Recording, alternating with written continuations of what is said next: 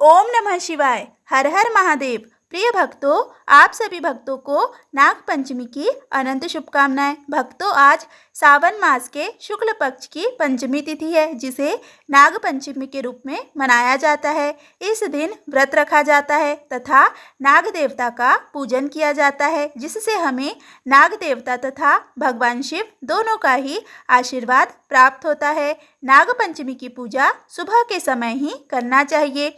सुबह नहा धो करके अपने घर के रसोई गृह में या फिर पूजा गृह में यह पूजन करना चाहिए। पूजन के लिए सर्वप्रथम नाग देवता की फोटो या फिर चित्र की आवश्यकता होगी। चित्र आप कागज पर पेन से भी बना सकते हैं या फिर आटे से या फिर मिट्टी से भी नाग देवता बना सकते हैं। आप नाग देवता 2, 5, 7 की संख्या में भी बना सकते हैं या फिर नाग नागिन का जोड़ा भी पूजा के लिए बना सकते हैं। पूजा के बाद इनका विसर्जन भी किया जाता है। उसके बाद नाग देवता से प्रार्थना की जाती है कि हे नाग देवता, आज मैं आपके निमित्त यह पूजा कर रहा हूँ या फिर कर रही हूँ। इस पूजा को आप स्वीकार करें और यदि कोई गलती हो जाए तो उसे क्षमा करें। इस तरह संकल्प लेने के बाद अब हम पूजा शुरू करेंगे। सबसे पहले नाग देवता को जल से स्नान कराएंगे। उसके बाद फिर देसी घी का दीपक जलाएंगे।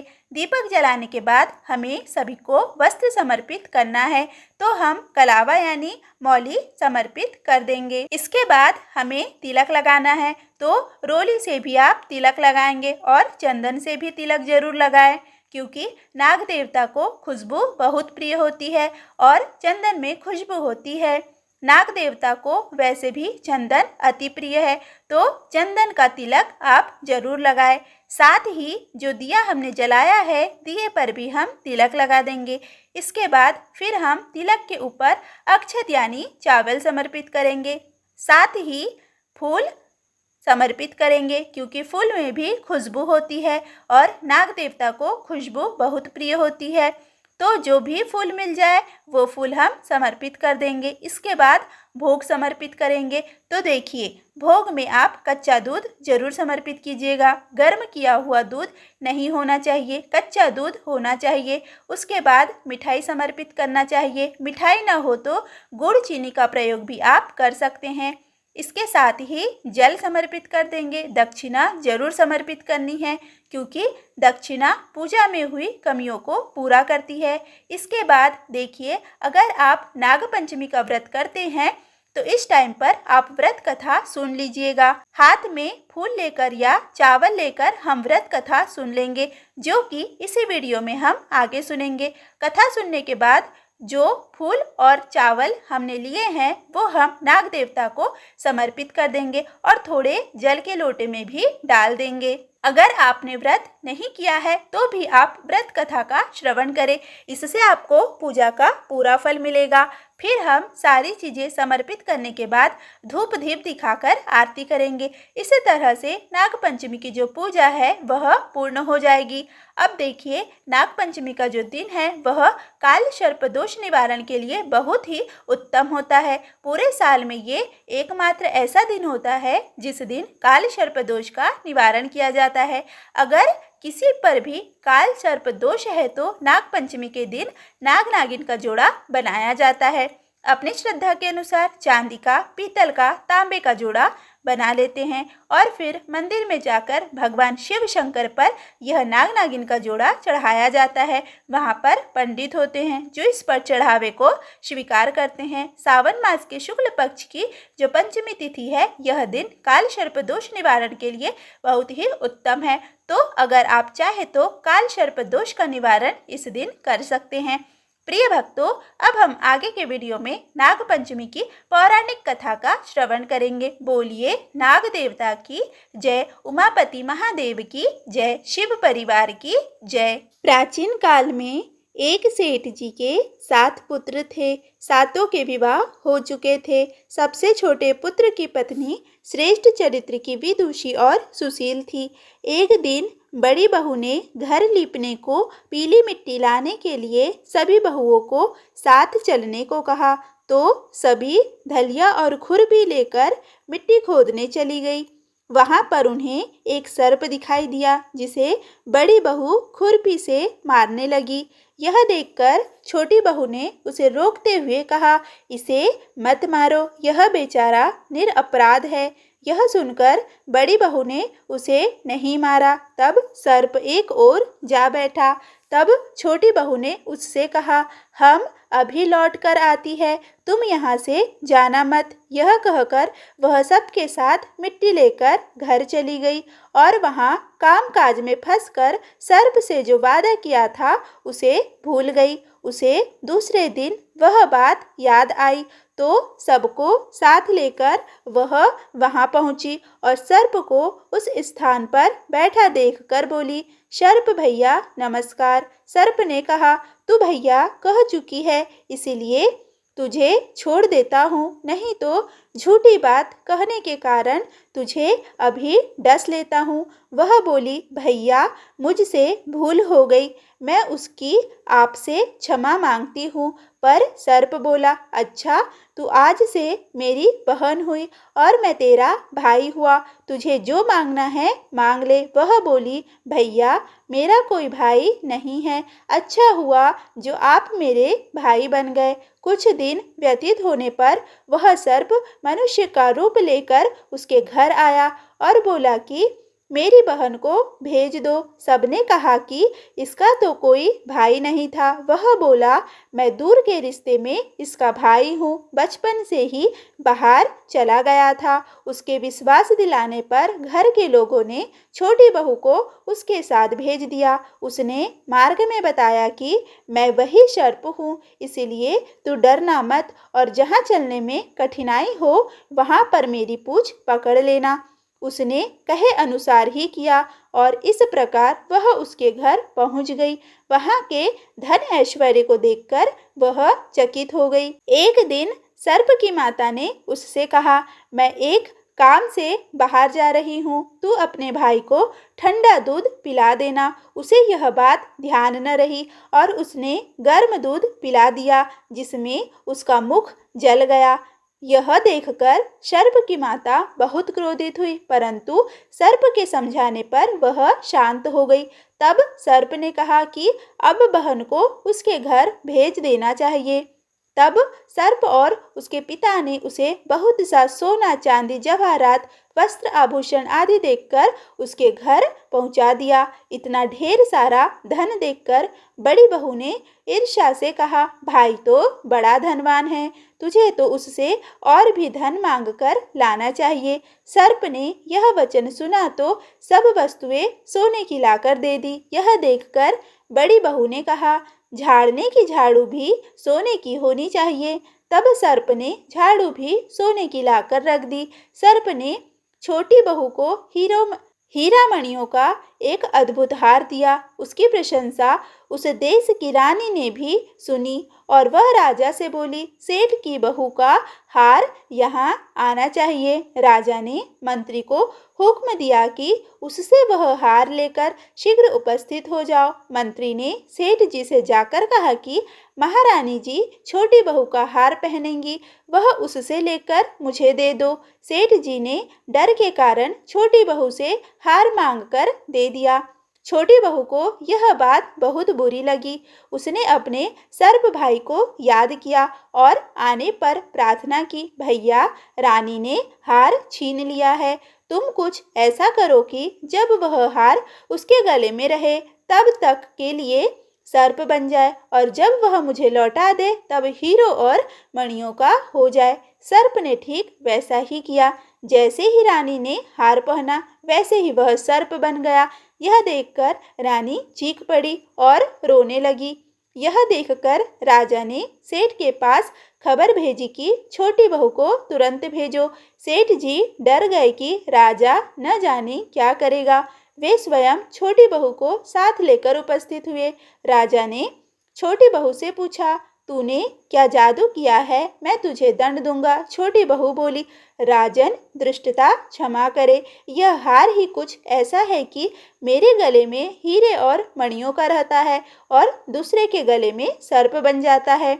यह सुनकर राजा ने वह सर्प बना हार उसे देकर कहा, अभी पहन कर दिखाओ। छोटी बहू ने जैसे ही उसे पहना वैसे ही वह हार हीरे मणियों का हो गया। यह देखकर राजा को उसकी बात पर विश्वास हो गया और उसने प्रसन्न होकर उसे बहुत सी मुद्राएं भी पुरस्कार में दी। छोटी बहू अपने हार और गहनों सहित घर लौट आई। उसके धन को देखकर बड़ी बहू ने ईर्ष्या के कारण उसके पति को सिखाया कि छोटी बहू के पास कहीं से धन आया है। यह सुनकर उसके पति ने अपनी पत्नी को बुलाकर कहा, ठीक ठीक बता कि यह धन तुझे कौन देता है। तब वह सर्प को याद करने लगी। तब उसी समय सर्प ने प्रकट होकर कहा, यदि मेरी बहन के आचरण पर संदेह प्रकट करेगा तो मैं तुझे अभी खा लूंगा। यह सुनकर छोटी बहू का पति बहुत प्रसन्न हुआ और उसने सर्प देवता का बड़ा सत्कार किया। उसी दिन से नाग पंचमी का त्योहार मनाया जाता है और स्त्रियां सर्प को भाई मानकर उसकी पूजा करती है। बोलिए नाग देवता की जय। सर्व मंगल मांगल्ये शिवे सर्वार्थ साधिके शरण्य त्र्यंबके गौरी नारायणी नमोस्तुते। ओम उमा महेश्वरी नमः। भक्तों, हम सभी जानते हैं कि सावन का महीना भगवान शिव को समर्पित होता है और जिस तरीके से सावन के महीने के हर सोमवार को भगवान शिव की पूजा की जाती है, ठीक उसी तरह से सावन महीने में पड़ने वाले हर मंगलवार को मंगला गौरी व्रत या मंगल गौरी व्रत रखा जाता है और इस व्रत में माँ गौरा की पूजा की जाती है। माँ पार्वती यानी माँ गौरा की पूजा का विशेष महत्व सावन के महीने में माना जाता है। अगर सावन के मंगलवार को आप विधि विधान से माँ गौरा की पूजा करते हैं, व्रत रखते हैं तो अखंड सौभाग्य का वरदान मिलता है। लेकिन आपको ध्यान रखना है कि अगर आप इस व्रत को रख रही है तो फिर इस व्रत में आपको व्रत कथा पढ़ना या सुनना बहुत आवश्यक है, क्योंकि बिना कथा के कोई भी व्रत पूरा नहीं होता। इसीलिए प्रिय भक्तों, आप पहले सुनिए मंगला गौरी व्रत की कथा।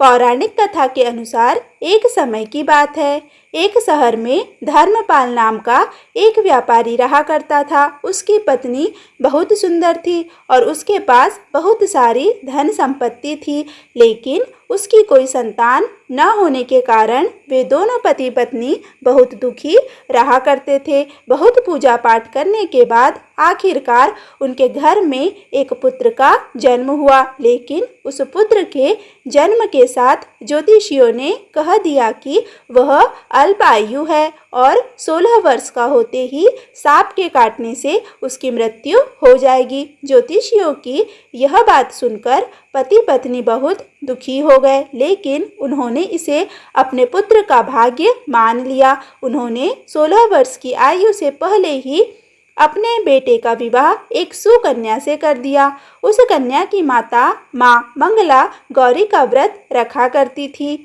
और उसने अपनी पुत्री को भी विवाह के बाद सुखी जीवन के लिए माँ मंगला गौरी का व्रत रखने की सलाह दी थी।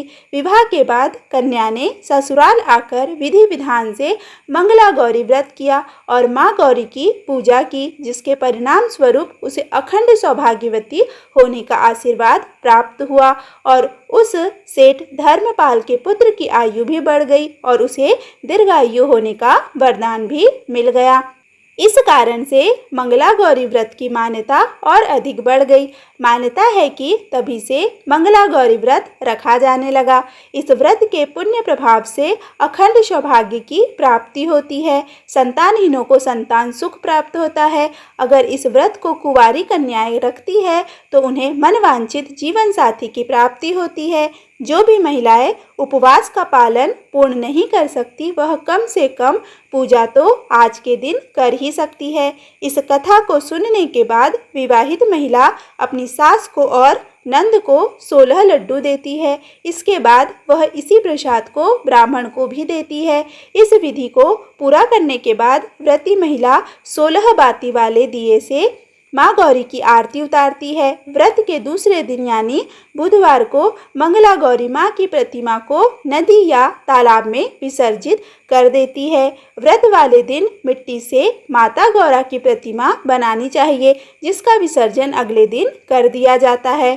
अंत में माँ गौरी के सामने हाथ जोड़कर अपने सभी अपराधों के लिए, पूजा पाठ में हुई भूल चूक के लिए क्षमा मांगनी चाहिए। इस व्रत को और पूजा को परिवार की खुशी के लिए लगातार 5 वर्षों तक किया जाता है। इसीलिए शास्त्रों के अनुसार यह मंगला गौरी व्रत करने से हर मनुष्य के वैवाहिक सुख में वृद्धि होती है, पुत्र पौत्र आदि का सुख प्राप्त होता है और जीवन में सभी सुख सुविधा पूरी होने के साथ ही कभी भी कोई दुख या बाधा जीवन में नहीं आती है। अब जानिए कि किस प्रकार से आज के दिन व्रत रखना चाहिए, किस तरह से संकल्प लेना चाहिए और कौन कौन सी बातों का ध्यान रखना चाहिए। तो सावन महीने के मंगलवार के दिन सुबह ब्रह्म मुहूर्त में उठकर आपको नित्य कर्मों से निवृत्त होने के बाद स्नान करके साफ सुथरे धुले हुए वस्त्र धारण करने चाहिए। फिर माँ पार्वती जी की यानी माँ गौरा जी का एक चित्र या तस्वीर या प्रतिमा आप ले ले। अगर आपके पास तस्वीर वगैरह नहीं है तो आप मिट्टी से माँ की प्रतिमा स्वयं बना सकते हैं, जिसका विसर्जन अगले दिन करना चाहिए। यदि आप किसी तस्वीर या फोटो से पूजा कर रही है तो उसका विसर्जन अगले दिन ना करें, हर मंगलवार को उन्हीं की पूजा कर लेनी चाहिए। फिर आपको व्रत रखने का संकल्प इस प्रकार लेना चाहिए। मैं अपने पति तथा पुत्र के सौभाग्य में वृद्धि करने तथा माँ गौरी की कृपा प्राप्त करने के लिए इस व्रत को रखने का संकल्प लेती हूँ। इस तरह से संकल्प आपको लेना है। इसके बाद माँ गौरी की तस्वीर को या प्रतिमा को एक चौकी पर सफ़ेद या फिर लाल वस्त्र बिछाकर स्थापित कर दिया जाता है। फिर प्रतिमा के सामने एक घी का दीपक जो कि आटे से बना हुआ होना चाहिए जलाना चाहिए। दीपक ऐसा हो, इतना बड़ा हो जिसमें 16 बातियाँ जलाई जा सके, क्योंकि आज के दिन 16 बातियों वाला दीपक ही जलाना चाहिए। फिर कुमकुम, सिंदूर आदि को अर्पित करें, माँ को लाल पुष्प अर्पित करें और उसके बाद माँ का विधि विधान से पूजन करें, यानी कि उनको 16 तरीके से जो भी पूजन सामग्री है वह अर्पित करें। माँ की पूजा के बाद उन्हें जो भी 16 प्रकार की सामग्री आपने रखी हुई है, जैसे कि 16 की संख्या में आप माला रख सकते हैं, 16 लौंग, 16 सुपारी, 16 इलायची, 16 फल, 16 पान, 16 लड्डू या फिर जो भी सामग्री है वह 16 की संख्या में होनी चाहिए। 16 चूड़ियाँ जो कि हरी हो या लाल हो रख सकते हैं, या फिर 16 तरह की मिठाई आदि आप माँ को अर्पित कर सकते हैं, क्योंकि आज की जो पूजा है उसमें 16 की संख्या का खास महत्व होता है। इसके बाद 7 प्रकार के अनाज धान्य, जिसमें गेहूँ, उड़द, मूंग, चना, जौ, चावल और मसूर आदि हो, वह आपको अर्पित करना चाहिए। हालांकि मसूर का प्रयोग बहुत ही पूजन सामग्री में नहीं किया जाता, तो आप मसूर की जगह पर और किसी अनाज का प्रयोग भी कर सकते हैं। पूजा करने के साथ ही आप माँ की आरती उतारें, व्रत की कथा जरूर पढ़ें या सुनें। आरती उतारने के साथ जब आप कथा पढ़ते या सुनते हैं तो उतने समय आपके हाथ खाली नहीं होना चाहिए। हाथ में आप थोड़े चावल या जो भी पुष्प आदि रखे हो उन्हें अपने हाथों में ले ले और कथा समाप्ति के बाद माँ के चरणों में अर्पित कर दे। सबसे अंत में आरती की जाती है और उसके बाद भोग लगाया जाता है। इस व्रत में एक ही समय अन्न ग्रहण करके पूरे दिन माँ पार्वती जी की पूजा की जाती है। माँ पार्वती जी को प्रसन्न करने वाला ये सरल व्रत करने वाले को अखंड सुहाग और पुत्र प्राप्ति का सौभाग्य प्राप्त होता है। बोलिए उमापति महादेव की जय। प्रिय भक्तों, यदि आज का यह वीडियो आपको अच्छा लगा हो तो प्लीज़ कमेंट में ज़रूर बताएं। धन्यवाद।